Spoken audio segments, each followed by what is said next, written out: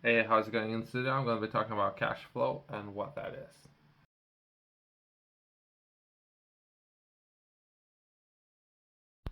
Cash flow refers to movement of money into and out of the business or individual's finances over a specific period of time.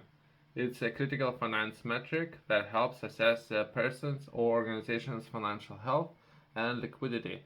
Cash flow can be categorized into three main types. Positive cash flow. This occurs when the income, cash, revenue, investment, loans, etc. exceeds the outgoing cash, expenses, operating costs, loans, repayments, etc. during a specific period. Positive cash flow is generally a sign of healthy financial situation, as it indicates that there is enough money to cover expenses and potentially invest in growth or save your for the future. Negative cash flow. Negative cash flow happens when outgoing cash exceeds the incoming cash. This situation can lead to financial difficulties as it may require borrowing money, using reserves, or seeking additional sources of funding to cover expenses. It's essential to address negative cash flow promptly to avoid financial instability.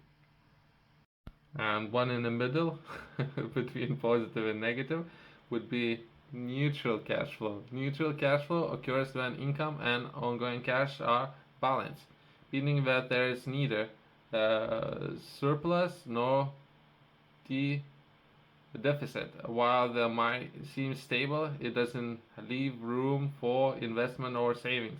It's often considered a sub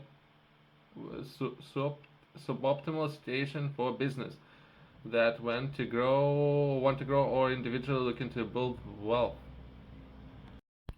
Why monitoring cash flow is crucial for it can be crucial for some of the reasons. For either you have your personal budget or you're running a business. Financial stability is one of those reasons. Monitoring cash flow helps to ensure financial stability to provide insights into your ability to cover day-to-day expenses, bills, overall debt.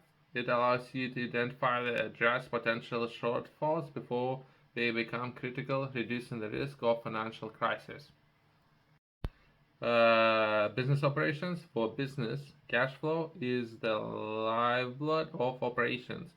It's essential for paying employees, suppliers, and other operational costs. By tracking cash flow, business can ensure that they have enough working capital to keep the lights on and the business running smoothly.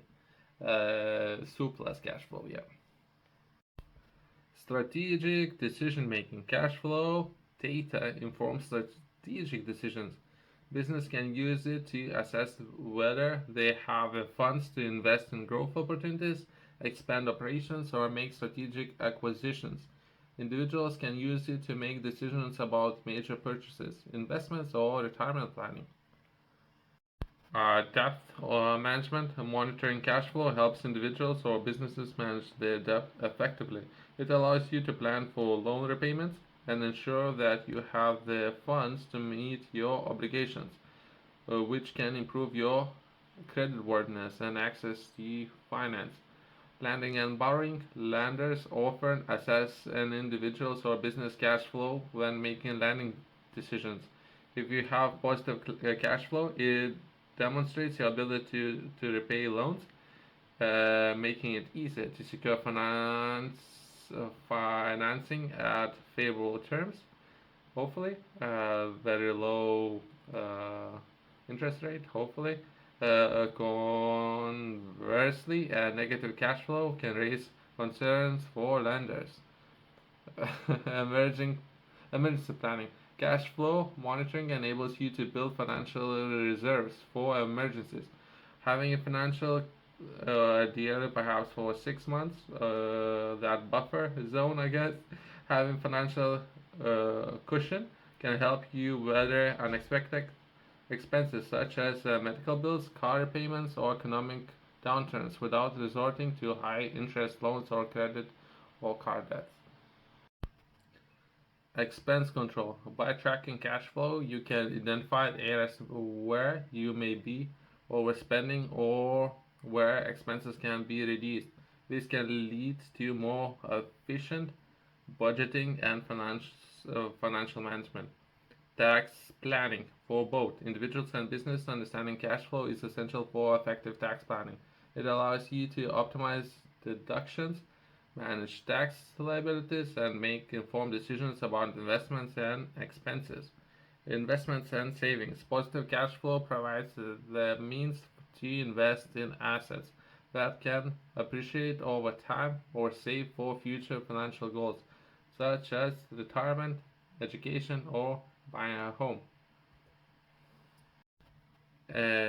Just to summarize some of the points that I made, monitoring cash flow is crucial because it provides real-time snapshot of your financial health, helps you to make informed decisions and ensure that you can meet your financial obligations while you're working towards your goal.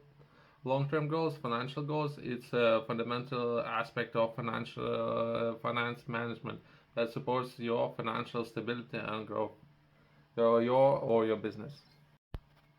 I would like to share with you a journal that I have published recently. You can find this journal on my company's website as well as top retailers in the journal. I'm sharing how to structure and making best use of 24 hours that everyone has.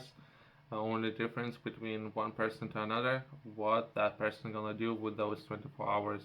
I would definitely highly recommend to you approach every day in very structural manner where you're trying at least to the very least say trying to optimize your time, making most of your time, what things you would like to accomplish every single day. Outlining some of those key areas in the journal that you could do your own research or look it up on the company's website. Rather than that, that would be 3 areas or some of the things that you would like to accomplish every single day. How to structure. That's the very least way or starting point how to begin thinking about different subjects and areas that everyone should know of or improve. From there, you can progress from personal goals, progress perhaps into your career goals, and manage larger projects and how to do it. For everyone who is interested, you can find it on the company's website as well as top retailers.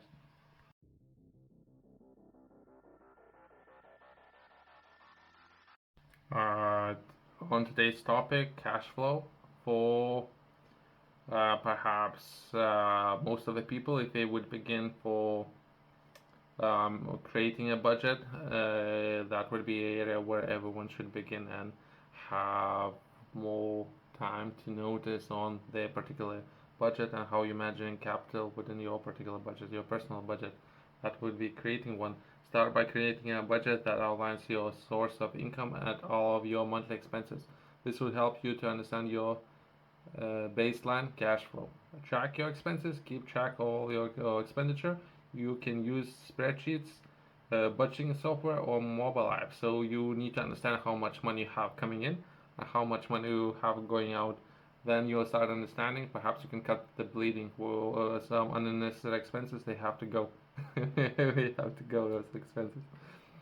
Identify between needs and wants. Identify your essential expenses, needs, and discretionary spending. Wants. Prioritize needs and find areas where you can cut back on discretionary spending if necessary. Needs, perhaps that should be about 70%. Wants, that perhaps can be about 10%. Another 10-10, that perhaps savings, perhaps investment, allocation to charities or good causes, that perhaps a way how you can structure 100% of overall budget. Review and adjust. Regularly review your budget and cash flow to ensure you are staying on track. Adjust your budget as needed based on changes in your income or expenses. Pay down debts strategy. If you have high interest debts, perhaps 20% of the card that you're currently using, perhaps that can be a strategy. I'm not a financial advisor, but that potentially can be a strategy if you would have high interest debt. Perhaps you might be interested in paying that one first. Automate your savings and investment contributions. This ensures that you are constantly saving for the future. While I agree with that, especially perhaps for everyone who's starting, you might even consider having physical cash and have that feeling of understanding money coming in and money coming out instead of constantly using your cards and optimizing all the systems. You might consider having a like physical cash and you would feel money going in and going out. That might be one of the options, especially if you just starting out and better understanding. Then sums are small, perhaps that's a way to do it. Before those sums will progress into larger ones, then you need to have automation, then you need to have systems in place, how you're allocating all the budgets. But in the beginning, if you have to, I would definitely highly recommend having physical cash. That would be one of the ways to do it. Thanks for watching, and see you in the next one.